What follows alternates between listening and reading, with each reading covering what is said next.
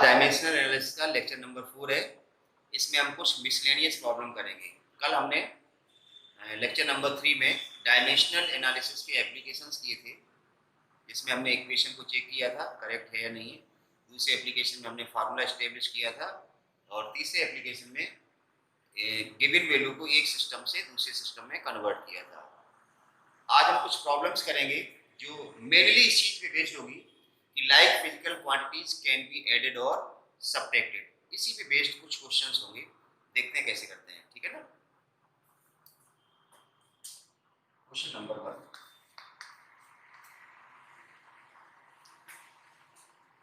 x is equal to 80 plus bt square. x is equal to 80 plus bt square, where x is in meter and t is in second. Find the dimensions of a and इस type से question होगा। अब इसका basic वही है कि like physical quantities can be added और subtracted. ध्यान दीजिए 80 प्लस बीटी, इसको दो टर्म में 80 और एक बीटी, इसको दोनों ऐड हो रहे हैं, इसका मतलब दोनों की डायमेंशन सेम होगी। सपोज ये कोई किलोग्राम है तो ये भी किलोग्राम होगा, क्योंकि किलोग्राम में किलोग्राम ही ऐड होगा।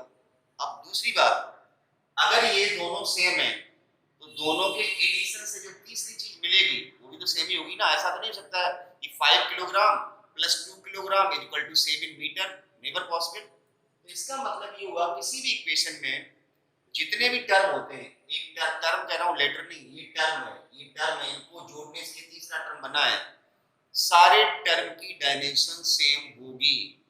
मेरा मतलब जो डायमेंशन x की होगी वही 80 की होगी, जो डायमेंशन x की होगी वही bt स्क्वायर की होगी। तो बस हमें x पता, t पता, a और b निकल आएगा। देखिए dimension of x equal to dimension of 80। हमें किसकी डायमेंशन निकालनी है? a की। तो ये t कहाँ आएगा? नीचे। Dimension of a equal to dimension of x upon dimension of t। अब क्वेश्चन में गिवन x क्या है? x इज इन मीटर, तो डायमेंशन क्या होगी? L1। Dimension of t t1 हो गया L1 t minus 1। मींस जो a टर्म है ना, ये इसकी डायमेंशन है L1 t minus 1, मतलब इट इज लाइक वेलोसिटी। इसी तरह से bt निकाल लो, जो डायमेंशन x की होगी वही bt स्क्वायर की होगी, तो निकाल लेते हैं। Also dimension of x equal to dimension of bt square, तो b बराबर क्या जाएगा? Dimension of b equal to dimension of x upon dimension of t square. x की डायमेंशन वही L1 और t स्क्वायर है तो t2, डायमेंशन आ जाएगी L1 t माइनस t की डायमेंशन। तो इस तरह से like physical quantities can be added और सब्ट्रैक्टेड। इससे बेस्ड इस तरह से हम क्वेश्चन करते हैं। एक दो क्वेश्चन और लेते हैं।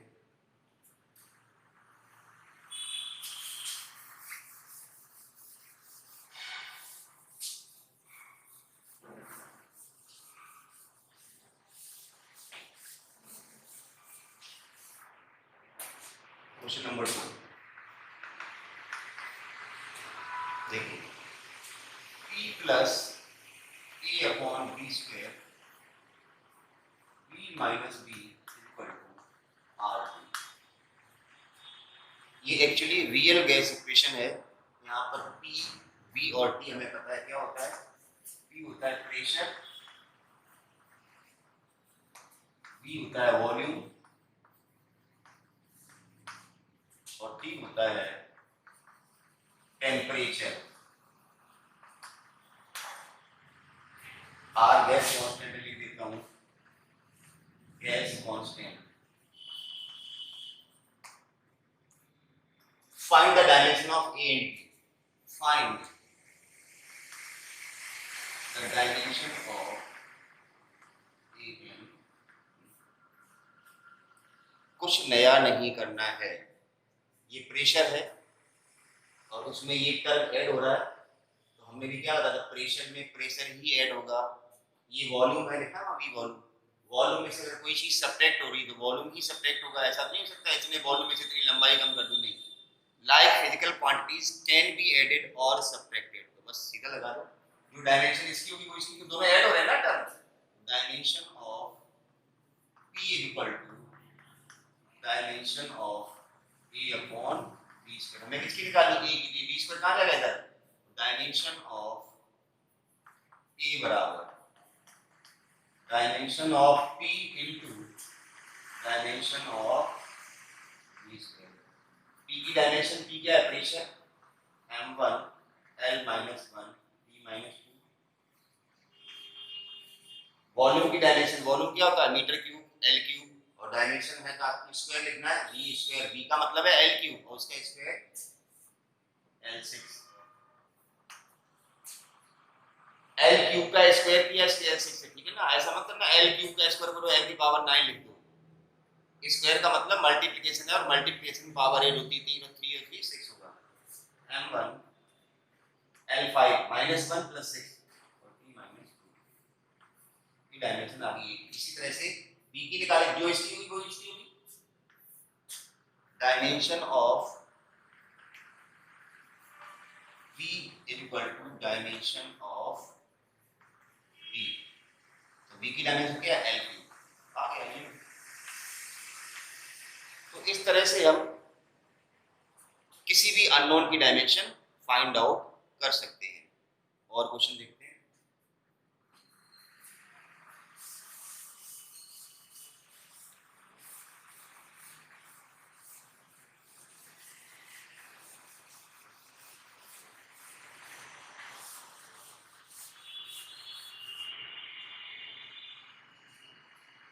Question number 3, power P equal to ax plus bx square upon c minus T. Suppose इस तरह से कोई एक्सप्रेशन दिया गया है, ये पावर है ax plus bx square upon. अब ध्यान रखने वाली बात है, यहाँ पर बच्चा क्या करता है, थोड़ी सी गलती कर देता है। ये एक टर्म है, ये एक टर्म है, जब इसको इससे कंपेयर करता है तो उसके पास दो अननोन आ जाते हैं और फंस जाता है, यार दो अननोन कैसे निकालेंगे।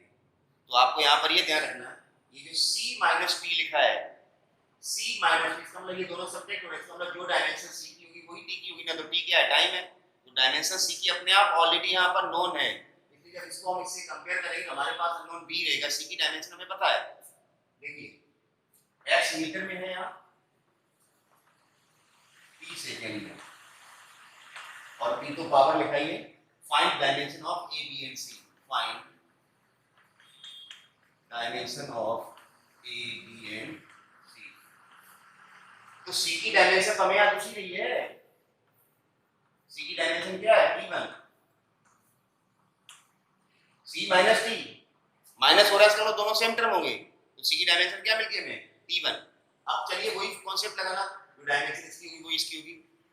Dimension of p equal to dimension of ax, a की निकाली x नीचे आएगा, तो dimension of a equal to dimension of p upon dimension of x। p है power, not pressure, not momentum, ठीक है ना। तो पावर, पावर क्या होता है, वर्क अपॉन टाइम। डायमेंशन आप निकाल सकते हैं यहाँ पर, देखिए power equal to work upon time, work की dimension energy m1 L2 t minus 2, time है तो t1 t माइनस 3 रहेगा। तो dimension of power m1 L2 t minus 3 upon dimension of x L1, एक L जाएगा, m1 L1 t माइनस 3 की dimension अभी एक ही। अब इसी तरह से इसको इससे कंपेयर करेंगे तो डायमेंशन किसकी आ जाएगी, b।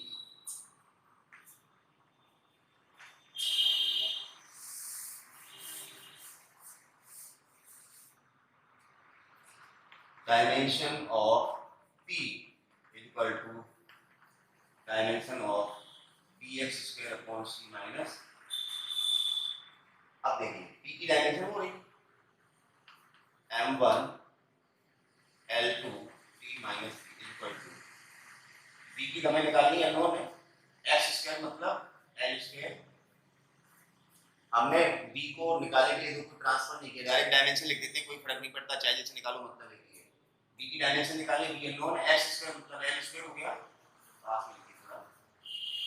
अब सी की डायमेंशन क्या है t1 और p की भी t1 माइनस डायमेंशन में से डायमेंशन माइनस करते हो डायमेंशन रिमेन सेम, तो नीचे डायमेंशन t1 मिल जाएगा। b निकालना आप क्रॉस मल्टीप्लाई करोगे b बराबर क्या आएगा m1 l2 p minus 3 into t1, ये वाला t अंदर जाएगा अपॉन l2 से l2 गया m1 l0 p minus t1 और t माइनस।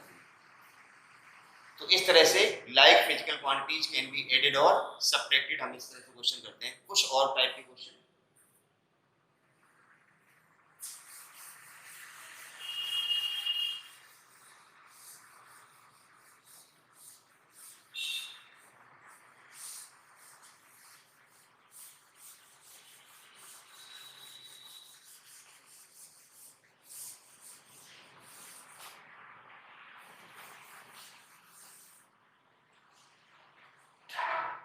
कल का जो लेक्चर है ना बहुत इंपॉर्टेंट होने वाला है डायमेंशनल एनालिसिस का, और उसमें हम एरर एनालिसिस करेंगे, एरर के बहुत सारे टाइप्स और हर टाइप के हम क्वेश्चंस करेंगे, ठीक है ना। तो कल के लिए रेडी रहिए भी। अगला क्वेश्चन ले रहे हैं x equal to a sin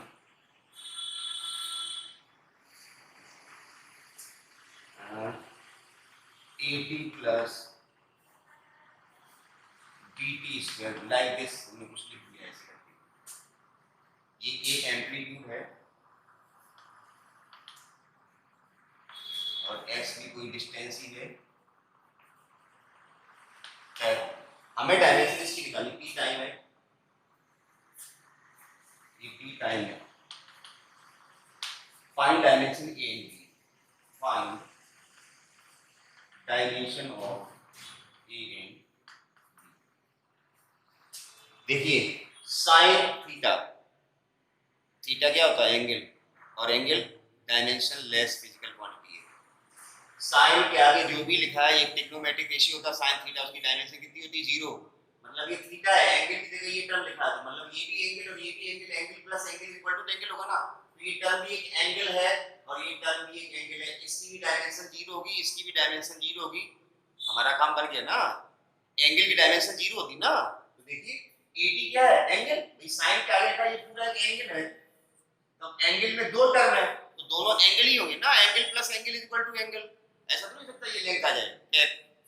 तो जो AT है, AT इसकी डायमेंशन कितनी होगी m0 l0 p0, क्योंकि ये पूरा एंगल है, तो हमें किसकी डायमेंशन निकालनी A की, तो AT कहां जाएगा नीचे, तो A की डायमेंशन क्या जाएगी AT को m0 l0 p0 upon t, ये t नीचे जाएगा या t1, तो आंसर आ जाएगा t माइनस, या ऐसे समझ लो बहुत शॉर्ट में, इसकी डायमेंशन 0 बनानी है और यहाँ t लिखा तो इसकी डायमेंशन t1 होगी तो इसकी t-1 होगी तभी तो 0 आएगा ना। ऐसे यहाँ t2 है तो इसकी डायमेंशन क्या होगी t-2 तभी तो 0 आएगी ना, सिंपल। तो डायमेंशन ऑफ b क्या होगी, b की डायमेंशन क्या होगी, यहाँ t स्क्वायर है ये t-2 होना चाहिए, और डायरेक्ट नहीं लिखना चाहते तो इसी तरह से निकाल लो, जहां at लिखा है वहां bt स्क्वायर कर दो 0, तो b आ जाएगा t-2। तो इस तरह से एक क्वेश्चन और करते हैं।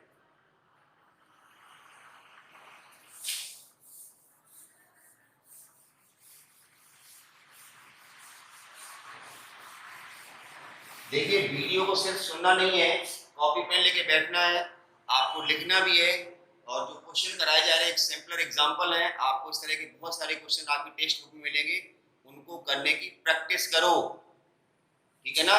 केवल सुनने से फिजिक्स में होशियार नहीं हो सकते हो, आपको फिजिक्स के क्वेश्चन लगाने पड़ेंगे तब आप होशियार होंगे, ठीक है ना। एक क्वेश्चन और, I बराबर I note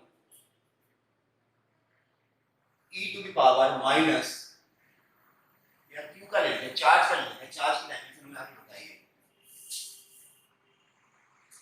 Q is equal to Q nought e की power minus tau upon RC। ठीक है ना? अच्छा क्वेश्चन है।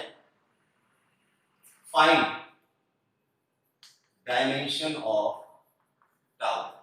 टाउ की डायमेंशन निकालनी। R यहां पर रेजिस्टेंस है और C यहां पर है कैपेसिटेंस। पहले तो हम दोनों टर्म की डायमेंशन बताते हैं। रेजिस्टेंस होता है R बराबर V अपॉन I, R बराबर V अपॉन I। V की डायमेंशन W अपॉन Q से बताई थी कर गई। V बराबर W अपॉन Q। W क्या होता है M1 L2 T माइनस 2 और Q क्या होता है A1 T1। तो V की डायमेंशन आ जाएगी। I क्या होती है करंट एम्पियर। देखो डायमेंशन क्या बनेगी आपकी। V की डायमेंशन ये लिखी है M1 L2 T minus 3 E minus 1 upon I at A1 E minus 2 जगह M1 L2 T minus 3 E minus 2। ये R की डायमेंशन है। C बराबर क्या होता है Q upon V। Capacitance C बराबर Q अपॉन V। Q की dimension A1 T1 upon V की डायमेंशन ये रही M1 L2 T minus 3 E minus 1। क्या आ जाएगी C की डायमेंशन M माइनस 1 L ऊपर जाएगा L माइनस 2 T ऊपर जाएगा T4 माइनस 3 प्लस 1 और ये ऊपर जाएगा A2। अब हमें निकालनी डायमेंशन इसकी। हमने कल बताया था या शायद मेरे ख्याल से फर्स्ट लेक्चर में बताया होगा, एक्सपोनेंशियल की जो पावर होती है, power of exponential it is dimensionless. मतलब टाउ अपॉन RC की डायमेंशन होगी M0 L0 T0। हमें टाउ को निकालनी तो टाउ बराबर क्या हो जाएगा RC। तो R की डायमेंशन ये रही, R ये रही M1 RC। R का मतलब है M1 L2 T minus 3 E minus 2।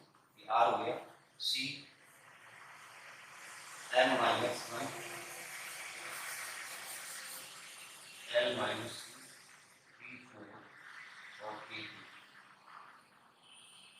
देखिए सब कटेगा M1 M minus 1 L2 L minus 2 E minus 2 E2 T minus 3 और T1। क्या बचा सिर्फ T1। इसका मतलब इस टाउ की डायमेंशन क्या T1। इसलिए इस टाउ को हम बेसिकली टाइम कांस्टेंट कहते हैं। इस इक्वेशन में Q बराबर Q nought e to power minus tau upon RC where tau is time constant. तो मैंने कल बताया था कल का लेक्चर बहुत इंपॉर्टेंट होने वाला है जिसमें हम एरर एनालिसिस करेंगे। और आज के जो क्वेश्चन है इनको एक बार देख लेना और इस टाइप के क्वेश्चन करने की कोशिश करना। चैनल को अभी तक सब्सक्राइब नहीं किया है तो सब्सक्राइब कर लेना। Thank you very much.